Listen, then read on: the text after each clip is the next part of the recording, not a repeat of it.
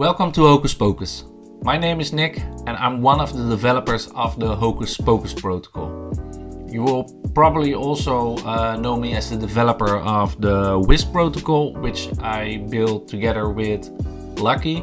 And this time Lucky was more in the lead for developing the Hocus Pocus protocol. So a big shout out to this big brain wizard, because without him the smart contract and the front end wouldn't be like how it is today. So in this video we're gonna look at the front end and how everything's worked with the cauldrons and with the different boosters and the simulator that we've built in. But please know that we documented everything. So this is our landing page. You can find it behind the documents button, and we basically covered every topic that we have in our protocol. So you can find the different brewing cycles in the cauldron. We have the treasury cycle, the different strategies, how our yield is working, and yeah, basically we have every page of our front end covered. So yeah, if I don't cover it here in the video, you can always look at the documents, and of course you can always join our Telegram group and raise your question over there. So let's jump in our front end. This is our dashboard where you land when you click on the app button. And at this moment we only have the Hocus token supply, the token address, and the booster supply and the cauldron supply. So when we go live we will expand this with the charts, also with additional pool data. Basically the same how we did it with the Wisp protocol, just to make it more transparent. So what is the Hocus Pocus protocol? It's not an issue that we are solving. It's more to make your staking process more flexible. So we call it brewing because we're fully in the wizard and witches team. So we call it brewing in a cauldron. So basically what you're doing is staking in an NFT. And to make it more flexible, you can also use boosters. And these boosters, they boost up the yield, but also the duration of your stake. So we know the short terms, minimum staking days are 30 days without booster. So maybe it's better that I show it here within the brewing simulator. So you see here a minimum of 30 days without booster. And when you use, for example, a 10% booster in your Cauldron NFT, then it's 60 days, 15, 14, so on till the 100. You became a wizard, and then you have a brewing cycle of minimum 7 days.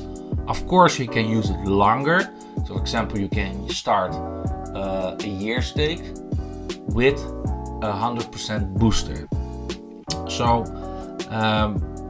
always start with the brewing simulator before you start a cauldron. The output that you see over here are the restored principles, the yield of the boosters and the longer brews better yield. It's still conjures, but we will change it to a longer brews better, because last week we had a vote and the community voted for the name longer brews better. So we have to adjust that. But when you're starting your stake in the cauldron, on day one you will burn all your tokens. So we have 1 million Hocus tokens that we put in the cauldron. Then on the start of your cauldron it will all get burned, and on daily basis or even on hourly basis it will be built up again until you reach your 30 days, and on day 30 it will be restored with the total of your initial principles. The booster bonus yield is basically the base yield, and we use an API of 3.69%. So when you have no booster, it's 3.69, and when you use 100% boosters, you can boost your yield up to 7.38%. So the longer brews, better yield. It's on daily basis, and it's a small amount. So with the short-term cycles, it will not heavily increase your yield. It's more for the longer stakes, for example, for a year, 2 year, or even a 5 year. So let's play around a bit. So I put this on 7, and we have a compounding after 7 days. And I think that it's almost a year. Let me simulate it. So here's you will see your restored principles every 7 days. Also your booster bonus yield and your longer brews better yield. So you see that the longer brews better yield is not so high if you compare it with the booster bonus yield, but when you start your longer brew, then you will probably see this API increasing. Simulate it. You already see that it becomes more, and we are on a 14.11 API. You can even start a 5 year, and then you will probably see that the longer brews better yield will kick in. So your API becomes 41% with a booster, and you also see that there are more tokens conjured with the longer brews better yield. So again, always play around with several strategies. The gas fees are low on PulseChain, but it also depends on the tokens that you put in your cauldron. So keep in mind, when you end stake too early, you will lose a part of your principles, the principles that are not restored yet. So you can see it in the chart, but we also display it in the cauldron. And same for the booster bonus yield. You only get the yield when you end stake too early, which you build up. But beware of the longer brews better yield. This takes some time and dedication, and you will only receive it when you finish it after the commitment. So if you put in 365 days, you have to complete the 365 days. If you don't complete it, you will lose all of your build up longer brews better yield. Okay, let's check at the booster list. You see a full list on my account. That's because I'm a sacrifice I'm a spell NFT holder for the Hocus Pocus free sacrifice. This means we had a free sacrifice, so all the Wiz holders received Hoc tokens, an allocation in a Hoc token, also all the Wiz sellers. And on Ethereum you could boost up your sacrifice points with spell NFTs. So as spell NFT holder, you will also receive a copy within our ecosystem. And so as you can see here, I already have 30, 70%, 90%. So that's an advantage on the PulseChain network, because you can mint, we call it summon. By the way, we also have a translation button. We know English, DeFi English and Magic English. So you can switch to DeFi English. You will also see the mint page in here. But please keep in mind, when you mint it on the PulseChain network, you will only receive 10% boosters. So when you mint, for example, 10% boosters, you will pay a $17 in PLS for a booster, and our mint fee is fetching the DAI price, and we've set it on $17. And when you mint these boosters, you can throw them in a cauldron. So you have to walk through a cycle, and you can see it in the brewing simulator. So if you have 10% booster, you need a cauldron with a minimum of 16 days. So if you start your cauldron and you finish it, then you can force them. And what is forced? This is basically a merge of your booster NFT, so you can force them for a higher level. This means when I click on two of these, I can force them, so a 30 and a 70 will become a wizard, 100%. And when I do it with a 70 and a 90, it will become a wizard and 100%, and I will receive a 60% back. But keep in mind, you need to complete the brewing cycle. That's very important. So you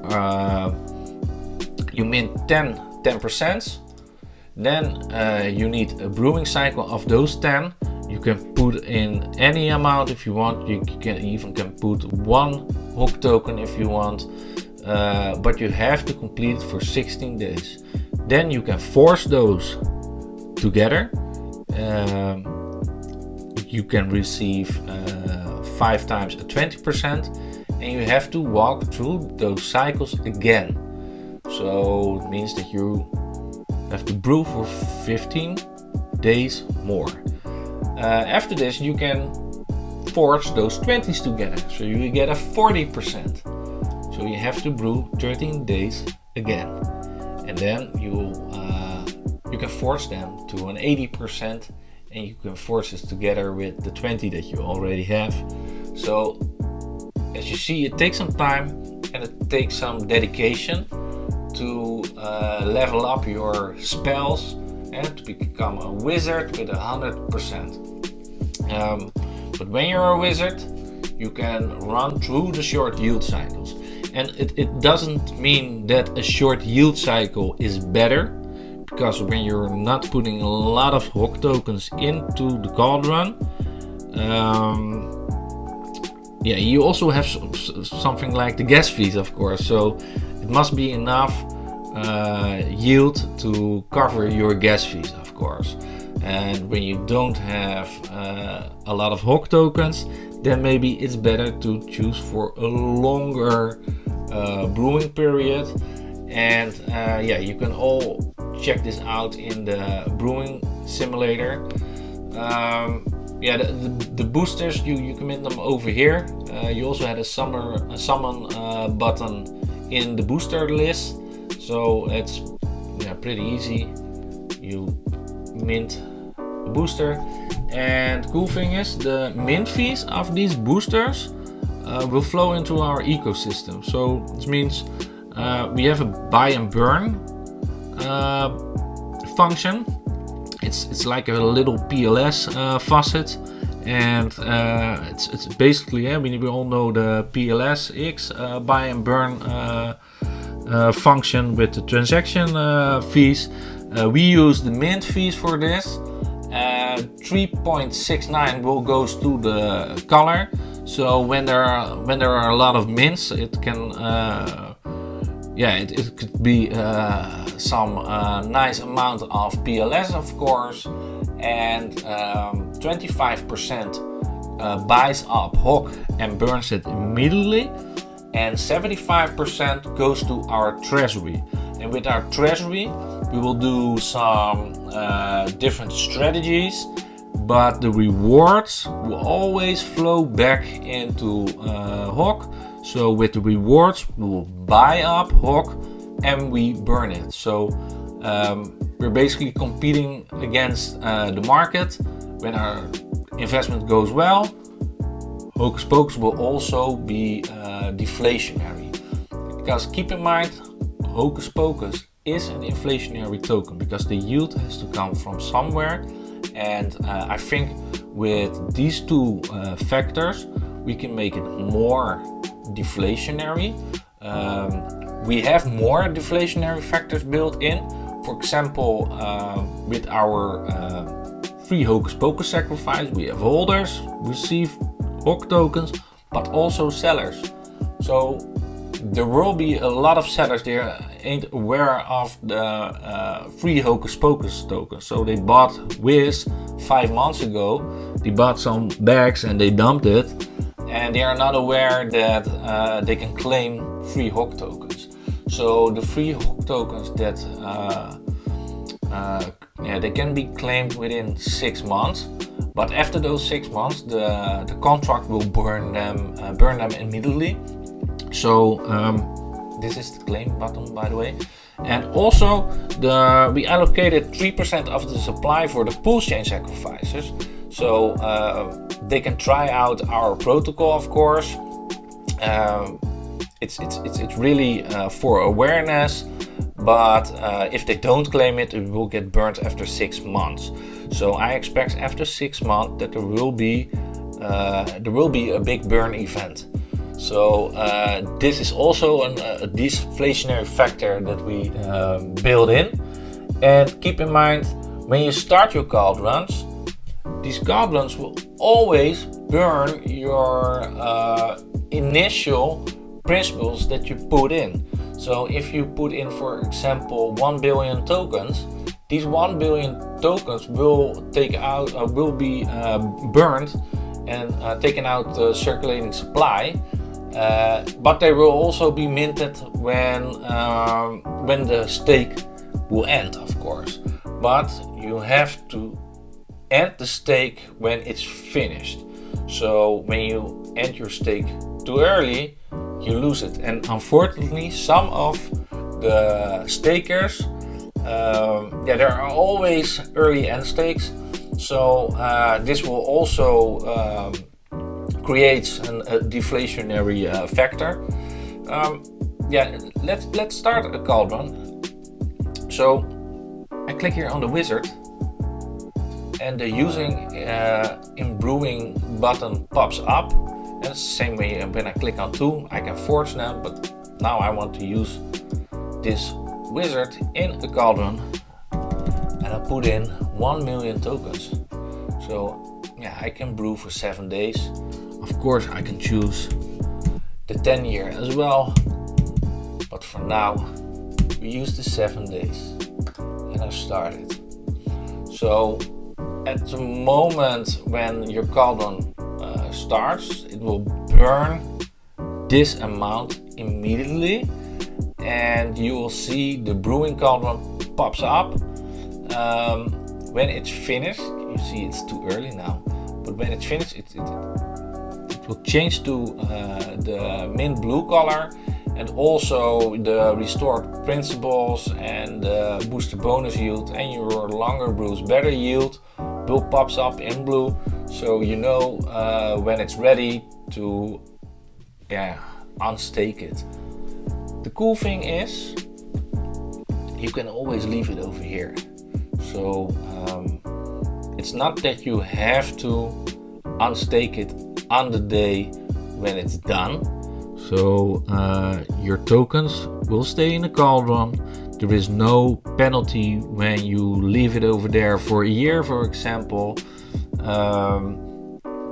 And that makes it also more flexible, because these cauldrons filled with principles and with yield are also tradable on the open market. For example, I can start 10 cauldrons with my tokens, and I can sell them as an NFT on the open market.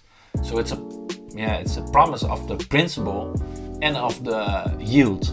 And it's even cooler with the boosters, because I can use boosters. I can even lend those boosters to others, because a booster is hard to get. It takes a lot of time. And yes, there will be booster farmers.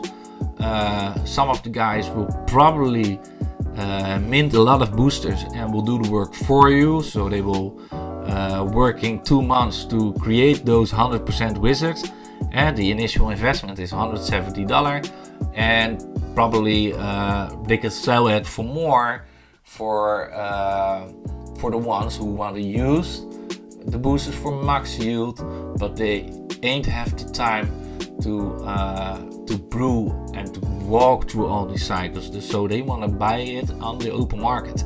And that's the same thing when you put it in a cauldron. For example, if I put 100% wizard into the cauldron and I sell my cauldron on the open market, and the new owner burns the cauldron and receives the principles and the yield, the booster NFT will always goes back to the original owner. So basically you're lending your NFT to someone else and they use it in a stake. So there are multiple strategies and I think multiple ways to earn rewards. You can also trade the token, of course, on PulseChain, so it's on the open market, but that's the same with the stakes. It makes it more flexible in duration of days, but also it's indirectly liquid, because you can always sell your tokens, but it goes on another way, because it's also the supply and demand, of course, but you can sell it, including the promise of your principles and yield. All right, we have the cauldron. Don't try it at home. I will finish it too early. Also, a warning message: you are finishing brewing in your cauldron too early. And we spoke about the boosters list. Yeah, unfortunately, I can't force them now because I didn't complete any cycles yet. I have the wizard, but I don't have to force the wizard. I have a lot of 10% minted. We have also the story of Hexico. It's a little fairy tale about the wizard and the witch on a quest in Hexico, where they meet King Richard, of course. I think we covered most of the topics within our protocol, so it's easy to understand. It's flexible, but it's different. It's different, and we will in the future also expand our NFT lines with boosters, so you can expect a witch line, even a goat line. It's the same smart contract, so we don't have any admin keys, but at the front end we can expand the genders with witches, and from our server we store the metadata. So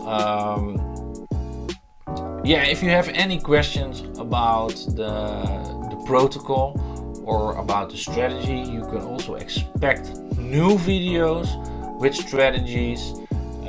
We will keep them shorter, but I think for the first